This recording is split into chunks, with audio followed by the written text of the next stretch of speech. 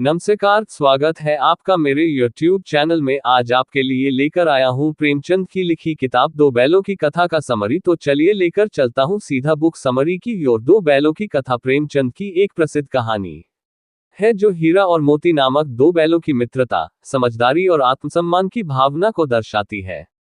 ये कहानी इंसानों और जानवरों के बीच के संबंधों को मानवीय दृष्टिकोण से प्रस्तुत करती है। किसान के पास हीरा और मोती नाम के दो बैल थे। दोनों बैल न केवल बलशाली थे, बल्कि एक दूसरे के प्रति गहरी मित्रता और समझ रखते थे।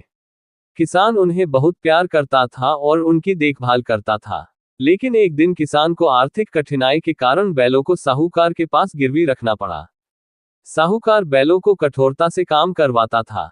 उसने उनकी परवाह नहीं की और उन्हें ठीक से खाना भी नहीं दिया। इसके बावजूद हीरा और मोती ने एक दूसरे का हौसला बनाए रखा। जब साहूकार के आदमी उन्हें हल जोतने के लिए ले गए, तो वे दोनों कठोर परिश्रम करते रहे। लेकिन जब साहूकार के आदमी ने उन्हें बुरी तरह पीटा, तो उन्होंने यह अन्याय सहन नहीं किया। रात के समय मौका पाकर दोनों बैल बाड़े से भाग गए। वे जंगल की ओर भागे और वहां खुली हवा में सांस ली। जंगल में उन्हें आजादी का सुख मिला। वे स्वतंत्रता का आनंद लेते हुए इधर उधर घूमने लगे। रास्ते में उन्हें कई तरह के अनुभव हुए।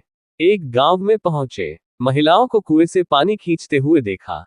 महिलाओं ने उनकी सुंदरता और मेहनती स्वभाव की तारीफ की। एक रात चोरों का एक समूह आया और बैलों को पकड़ने की कोशिश की, लेकिन हीरा और मोती ने अपनी ताकत से चोरों को भगा दिया। यह दिखाता है कि वे न केवल समझदार थे, बल्कि साहसी भी थे। हालांकि जंगल की आजादी उन्हें भा रही थी, लेकिन वे अपने किसान को बहुत याद करने लगे। किसान का स्नेह और देखभाल उन्हें याद आने लगी। अंततः वे अपने मालिक के पास लौट आए।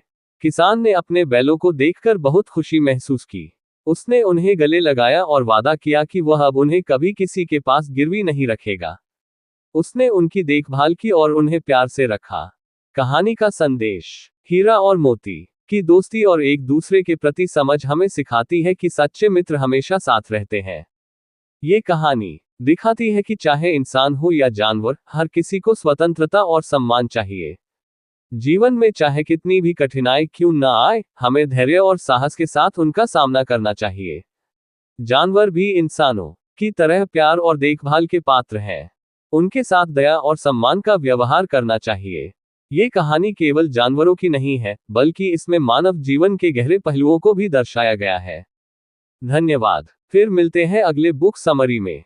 तब तक के लिए अपना ख्याल रखें। Bye bye.